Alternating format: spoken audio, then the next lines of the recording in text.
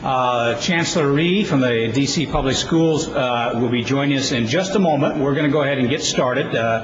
She knows that we're going to start now, and she'll come up and join us on the stage in just one moment. But what I'd like to do is to welcome you all here, first with a Happy New Year. And this is just a terrific occasion. For those that don't know, I'm Jack Pritchard, the president of the Korea Economic Institute. KEI is a nonprofit public policy organization created to promote the dialogue and understanding between the United States and Korea. Now, it says we're celebrating our, it doesn't say there, it says on your brochure, celebrating our 25th anniversary. Well, we've just completed our 25th year of operations, and we at KEI can think of no better way to celebrate rather than to recognize and to celebrate the accomplishments of Korean Americans and what they have done to make the United States what it is today. In December of 2005, you may recall the House and the Senate passed separate resolutions designating January 13th as Korean-American Day. The Senate resolution, you may know, was introduced by former Senator George Allen of Virginia, and the House resolution was introduced by Congressman Tom Davis, also of Virginia. Now, we have invited Congressman Davis, but he was traveling and unfortunately was not able to join us. Before we get started, I'd like to recognize a few people here today. First of all, Ambassador Lee Tae-shik, the Korean ambassador to the United States.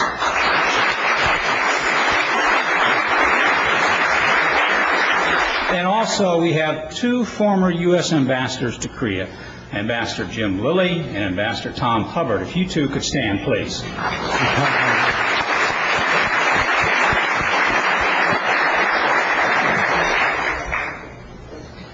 Well, today we have asked three distinguished Korean Americans from the local, state, and national level to join us to share with us their story of accomplishment that typifies the hard work that Korean Americans have made throughout the United States.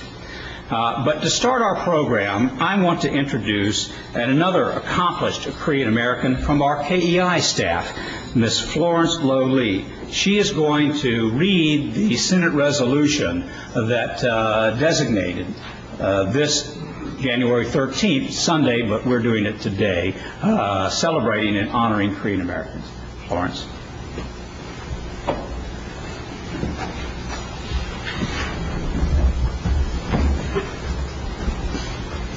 Senate Resolution 283, recognizing the contributions of Korean Americans to the United States and encouraging the celebration of Korean American Day. Whereas on January 13, 1903, the arrival of 102 pioneer immigrants to the United States initiated the first chapter of Korean immigration to the United States.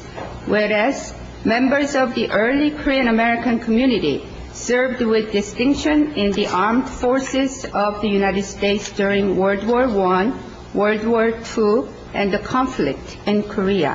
Whereas in the early 1950s, thousands of Koreans fleeing from war, poverty, and desolation came to the United States seeking opportunities.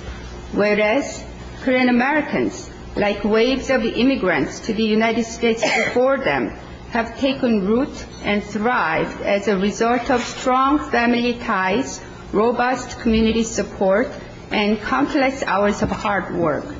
Whereas the contributions of Korean Americans to the United States include the invention of the first beating heart operation for coronary artery heart disease, development of the nectarine, a four-time Olympic gold medalist, and achievements in engineering, architecture, medicine, acting, singing, sculpting, and writing. Whereas Korean Americans play a crucial role in maintaining the strength and vitality of the United States-Korean partnership. Whereas the centennial year of 2003 marked an important milestone in the now more than 100-year history of Korean immigration. And whereas the centennial committees of Korean immigration and Korean Americans have designated January 13th of each year as Korean American Day, to memorialize the more than 100-year journey of Korean Americans in the United States.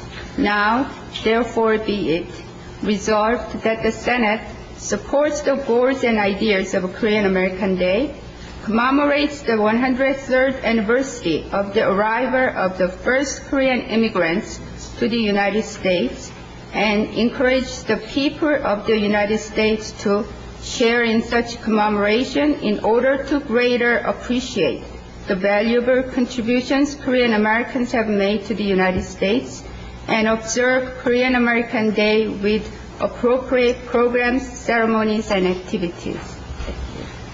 Thank you, Florence.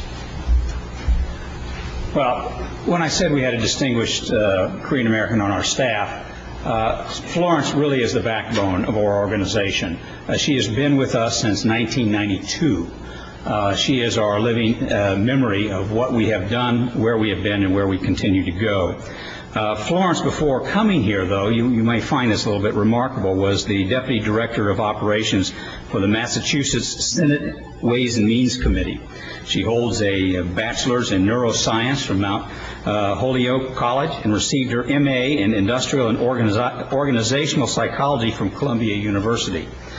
That's quite remarkable, and we very much appreciate what she has done for us at KEI and continues to do. One other thing I'd like to do, this morning was given to me, but I want to share it with you, and that is greetings by the President of the United States. It is so new, it is not on the White House website, but if you'll bear with me, I'd like to read a message from the President of the United States, and these are his words. I send greetings to those celebrating Korean-American Day 2008. Over a century ago, the first Korean immigrants came to our nation seeking liberty and the opportunity to achieve their dreams. Today, Korean Americans across our country are proud citizens who remain committed to preserving their heritage.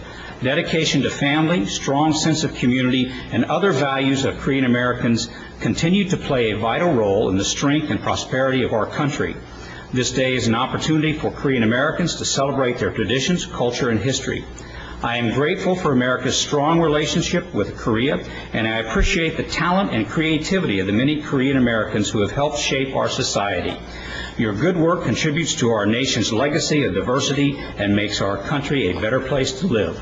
Laura and I send our best wishes on this special occasion. Signed, George W. Bush. What I'd like to do now, and moving into our program portion of this, you will find in your brochures and programs on your seats when you came in the abbreviated biographies of each of our distinguished Korean American panelists that are here today. And then later on I'll point out the insert for Secretary of Commerce Gutierrez's biography. But before we do that, I'm just going to highlight a couple of those items for each one of them, and then ask them in turn to share about 10 minutes of their experiences with you. And I think we'll all be well served by that. First, Ms. Shinae Chun. She was confirmed by the U.S. Senate in May 2001 as Director of the Women's Bureau of the Department of Labor. She is the highest-ranking Korean-American appointee in President Bush's administration. She completed her undergraduate degree in Ewha Women's University in Seoul and her master's degree in Northwestern. Mr. Sam Kwak, on my right, is president of ITT Financial Services, Oregon. He has a BA in English from Hanan University and an MBA from Portland State University. Now, I had the good fortune of meeting Mr. Kwak a year ago when we had a program in Portland, and I've got to tell you that I was extraordinarily impressed with the manner in which the Korean American community in Portland was so fully integrated in all activities in the city and with the state as well. One of the things that you'll note on the brochure, Sam was the chairman of the Korean American Fundraising Committee for the Korean War Memorial in Wilsonville.